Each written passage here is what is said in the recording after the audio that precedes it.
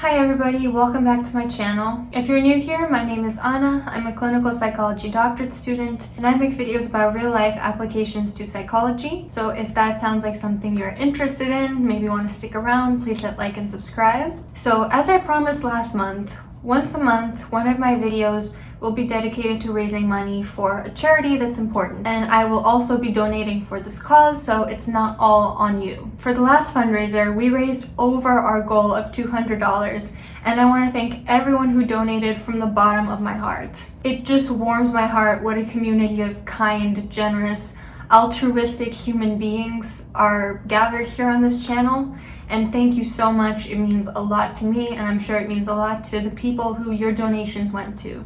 Today we're talking about pregnancy scares, which is something that a subscriber emailed me about as a potential topic.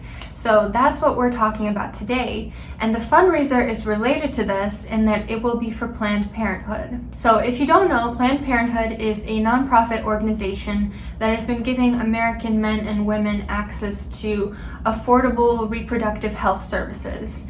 And this is far beyond just ending unwanted pregnancies. They also provide access to birth control, pregnancy tests, prenatal services, miscarriage care, STD tests and treatments, reversible and irreversible contraceptions, vasectomies, breast care, Pap tests, vaccinations, colonoscopy procedures, cryotherapy, hormone care, UTI treatments, adoption referrals, counseling services, sexual education, prostate cancer screenings, infertility screenings, cholesterol screenings, thyroid screenings, anemia testing, childbirth classes, and flu shots. So if you are against people ending pregnancies, this is actually a great way to lower that rate because Planned Parenthood takes precautions in prevention of those issues. I think Planned Parenthood is a great preventative resource to have, especially for people who don't have access to things like insurance or their own PCP or their own doctors. So this is more important now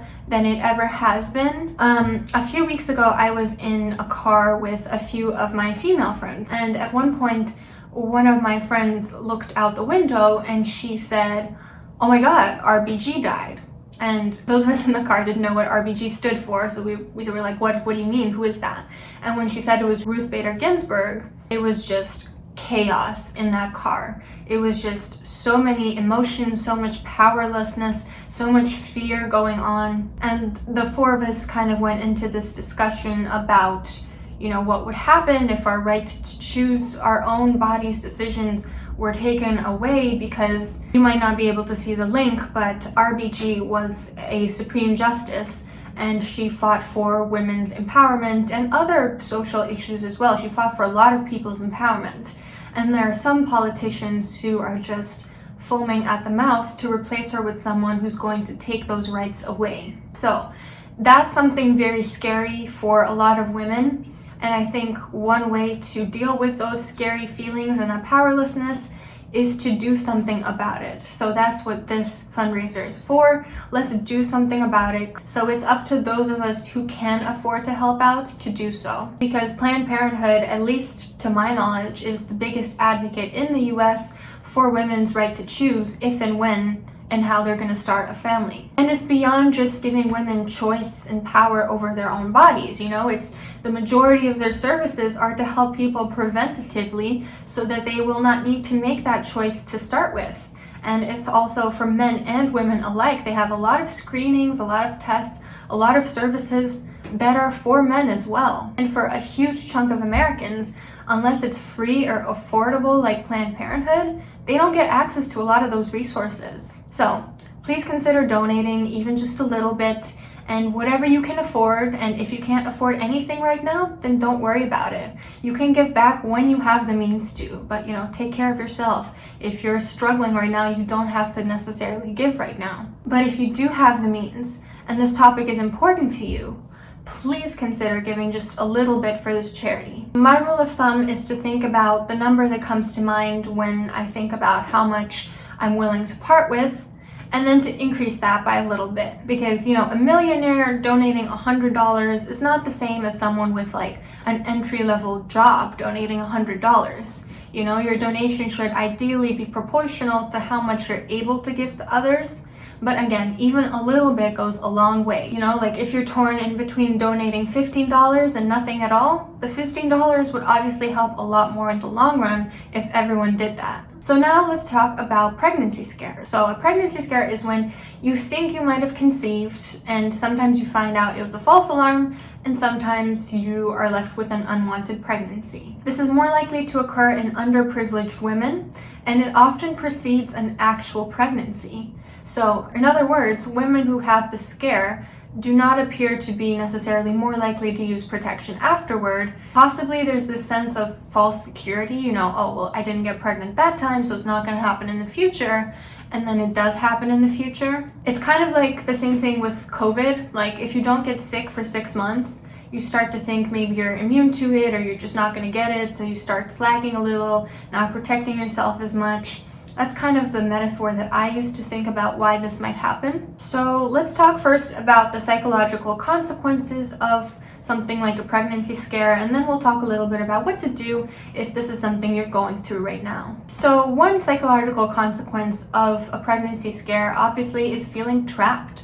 Like if you don't have the means to make a choice for yourself, and a pregnancy would limit your future, dreams, finances, plans for a family later on when you can afford it, or if you feel trapped in a situation with someone you don't want to be with long term, that's something that has started almost like a domino effect in your very body, and you can't just nicely ask it to stop. So I can imagine how you feel really trapped with something like that. And it's also linked to a feeling of powerlessness for the people involved, that there's not much they can do. Another psychological consequence is shame and judgment. So women in our society are punished for sex a lot. The negative consequences of sex are seen kind of as like a natural thing for women to expect, for something that they should not be partaking in. Another issue with shame and judgment is if your partner is not supporting you to make the right decision for yourself, or you're feeling blamed by your partner, family, friends, medical providers, religion, and so on, that can be a lot of internalized shame and also a great deal of guilt and responsibility to take on yourself. You might feel quite alone, and even the people that are supportive do not have as much of a stake in this as you do. Another possible issue is you're not on the same page as your partner, and I can imagine that is extremely frustrating. You know, it could cause a lot of interpersonal conflict with them, it can cause you to feel torn, it can cause you to feel unsupported or blamed for the scare. You might feel like your partner doesn't want a life or a family with you when you kind of do, or alternatively, you might feel like your partner does want a life and a future with you and you feel kind of trapped with them. So this has a lot of implications about how your relationship will be when this is over as well. So oftentimes the person you most trusted becomes the person causing you pain during these pregnancy scares. So that's a lot to deal with. Another psychological consequence, it's hard to choose between the lesser of several evils. You know, neither option, if this is something unwanted, is ideal, but you actively have to select one. And you might feel like no matter where you turn, there are going to be some negative consequences, and that's scary to think of. And if you are pregnant and you don't want to be, there are financial and emotional burdens no matter what you choose. It goes back to that feeling of powerlessness. Like, this is why this right is so immensely important to women, because this is an issue that makes women feel possibly more powerless than they ever could feel. And this is what certain politicians want. They want to retract the power that women gained over the century or so and go back to the days where women stayed at home, women didn't join a collective to demand greater gender equality, they didn't have the financial independence to leave toxic situations, they didn't, join to even have the right to vote. And finally, another psychological consequence is relief if you find out that it was a false scare. So this should also, in my opinion, always be followed up by taking more precaution and being more active in whatever protection you use in the future. This is not to shame you, these things happen sometimes even if you are taking these measures. But like I talked about in the beginning of the video, a false pregnancy scare tends to precede an actual pregnancy scare. So that's just something to keep in mind for the future so that this doesn't keep happening. So what do you do if you are having one of these scares and you don't know yet what the situation is. Maybe it's too soon to tell, maybe you're too scared to find out. Don't freak out before you have a reason to. Try some mindfulness or relaxation exercises, fill your schedule with distractions and social events, focus on your work. Let those scary thoughts just pass through like they're on a conveyor belt. And as soon as you can, take a pregnancy test, or 2 or 3 or 4, or go to the doctor. And you might feel too scared to do it, but just get it out of the way. Denial isn't going to help you in the long run. It's not going to help you make a better decision. It's not going to help you be more proactive in solving this. Don't think, just take the test and go from there. And remember, stressing about it isn't going to solve anything, so just try to stay calm, which I know can be hard, but try some relaxation techniques. Try listening to some music, looking at the clouds, progressive muscle relaxation. Try to calm down and try not to think about it. Another thing you should do is to tell someone that you trust and ask for support. So you don't have to go through this alone, and a lot of other people also go through this. So that's just something to keep in mind.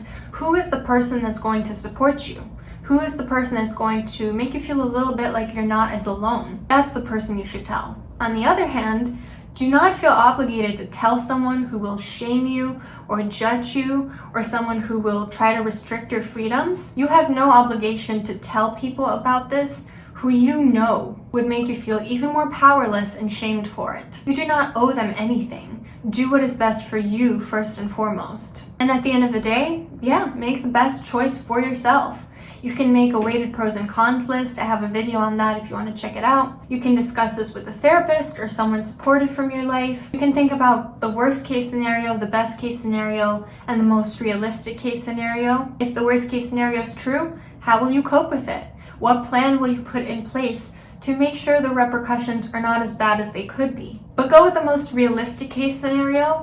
What can you do now to make whatever your choice is go as smoothly as possible?